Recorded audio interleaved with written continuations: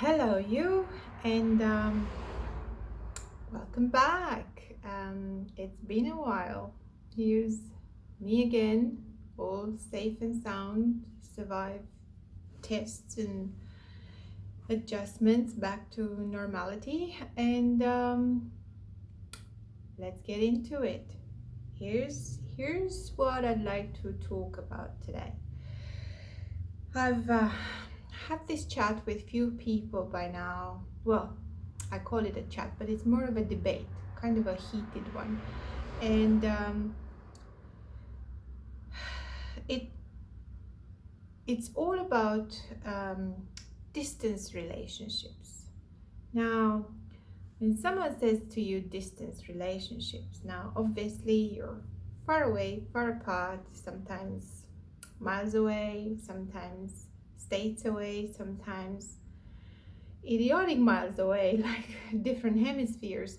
So it's it's one of those things that usually people have a polarity towards. You're either for it or against it, and the for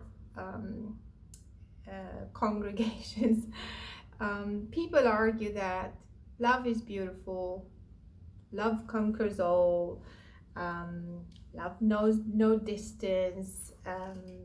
Distance is merely just testing how much love is there, and that's all nice and beautiful. Um, and then you have to hear to the other side where they're well, I'm one of those on the other side, where I find it hard to believe that distance doesn't matter. Actually, I believe distance is what destroys everything. Distance is what causes pain, particularly in a real life setup. Especially in today's world where we're so used with technology and we chat and text and message and we forget to pick up the phone and hear a voice, and we forget to use technology and just have a face-to-face conversation. Sometimes there are things that need to be said face to face. There are um, you just need to hear someone's voice. There are things that you cannot, for the love of God, you cannot just put across in a text, no matter how much you try. So I guess what I'm arguing here is why is it such a contentions on distance? Why does it have to be so polar opposites in terms of beliefs? And if you don't believe that love conquers all, then you're not good enough or kind enough or nice enough. And if you're truly skeptical about distance, then you end up being the bad guy, because you're the one that cuts it off, because you purely don't want to put yourself in the first instance or someone else through pain. So I want to unpack all of this, and when I just I want you to cast your thoughts to hundreds of years back. Hey, make it even just few decades back. And some of you, if you're my generation or older, you remember letters. You remember love letters. You remember how the intensity of everything that's being said in a letter.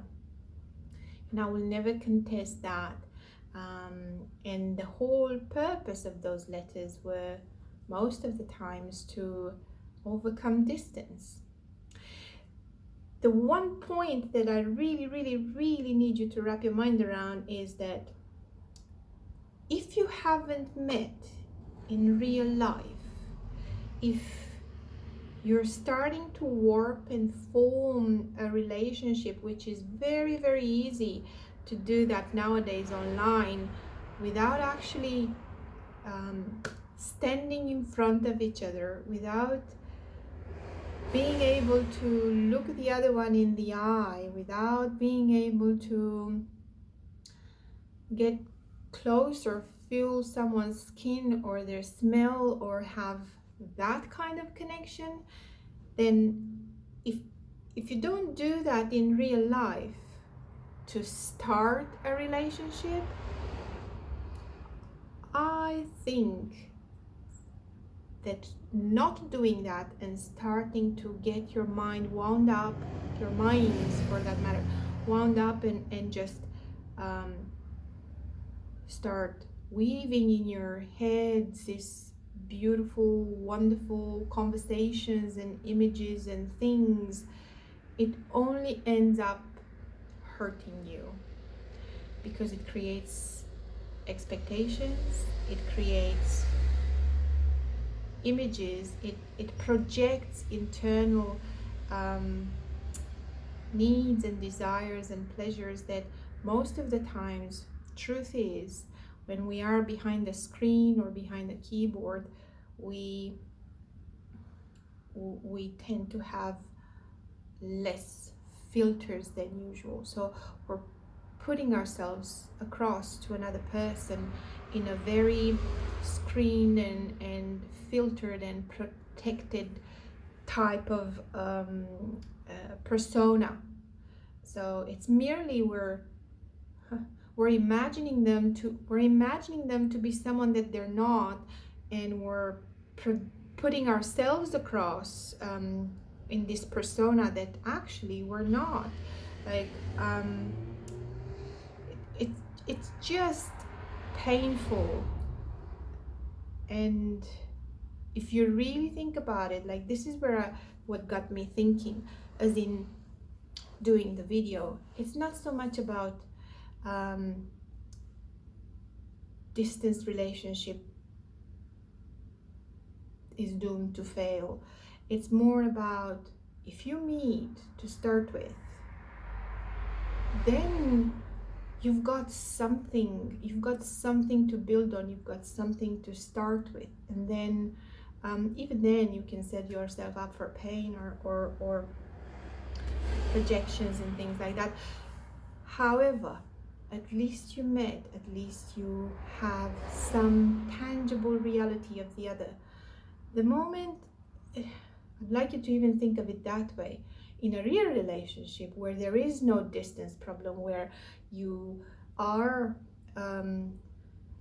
still together and you're able to see each other maybe every day, maybe you even live together, and the moment you feel a relationship fading, or the moment it starts slipping away, and the moment you find yourself fighting for it to still stay,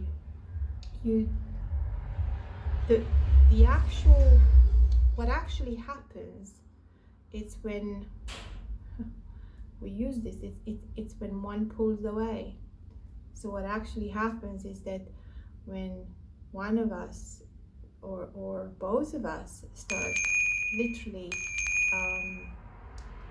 putting distance in the relationship, maybe it's not in terms of miles or kilometers or different states, but the moment we fade out of reality and what we have, and the moment we no longer hold that bit of reality, that's when distance happens. That's when things fall apart. And in those instances, almost it's hard, yes. Not to say that it's in any way harder than the time when you wind yourself up on a distance relationship that you've never met the other person, but it's almost like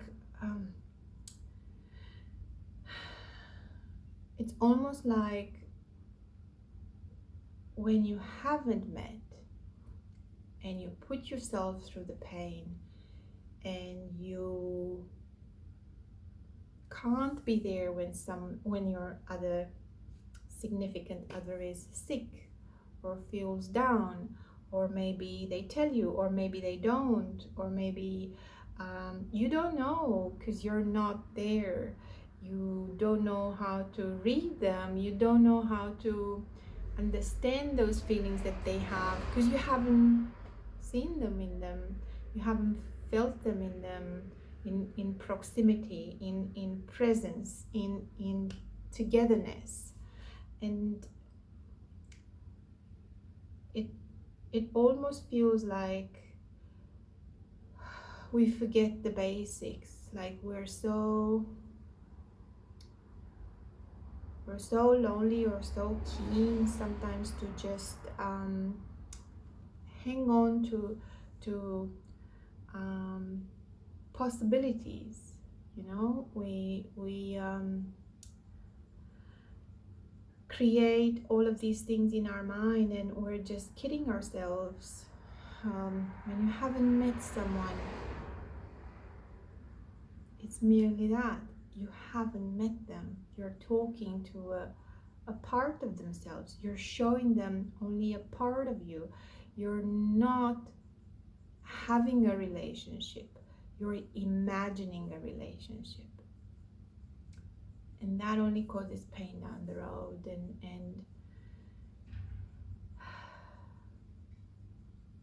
I don't know. I don't think letters fix it. Technology can help, but even so, nothing substitutes. Nothing makes more sense than the natural flow of things. Meet and touch and look into each other before you start putting distance, before distance catches up with you. So give a thought to that. You know, it is 2022 and in some places all there is, it's just trying to have a connection online with someone and talking and feeling heard and feeling you know, loved. And there's nothing wrong with that as long as you've met that someone in real life. That's me, and that's how I think. Otherwise, you're just putting yourself through pain. And if you're putting yourself through pain, then you're only gonna make it harder when you do meet and you realize that there's more to everyone. There's more to you. There's more to them. And maybe 99% of the times it doesn't gel. It's out of the order of things. Meet first.